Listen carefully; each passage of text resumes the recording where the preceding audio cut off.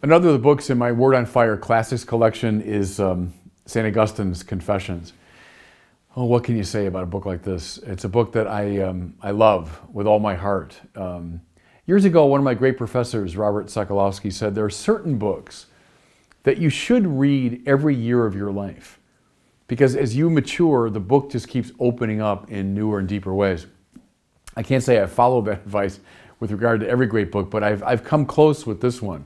I've read the Confessions through, I don't know, 6 or 7 times in my life, and that's true, what Sokolowski said, that it just keeps opening up different dimensions. The opening page has that line that I've said is the single greatest line of Christian anthropology. Lord, you've made us for yourself, and therefore our heart is restless until it rests in thee. That's what this book is about. It's about a restless heart. This young guy, Augustine, brilliant, but like a lot of young kids, conflicted, searching on all sorts of different paths, till he finally was led, by God's grace, to the Christian faith. But it's a book of permanent relevance because of that great theme. Lord, we're hungry for you. From Augustine to Bruce Springsteen, right? Everybody's got a hungry heart.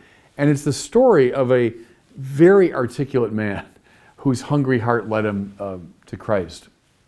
Another great thing, too, about this book is it's quite rightly described as the first great autobiography in the West. There had been biographies of great people. Think of Plutarch's lives, for example. But there was never an autobiography before this book. Someone looking deeply within. In that sense, without this book, you'd have no Shakespearean soliloquies.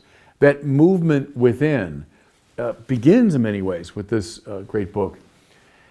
Another one of my professors years ago introduced this book by saying it's fundamentally a prayer overheard. And that's true. From the very first words to the last words, it's Augustine not just objectively describing, but Augustine in dialogue with God. That's why, even though this book is written around the year 400, it's this ancient text, and yet I find it reads like a novel. It reads like something that was written 5 years ago, because it's of this permanent value as a description of the hungry heart's quest for God. So that's why we included it in this collection.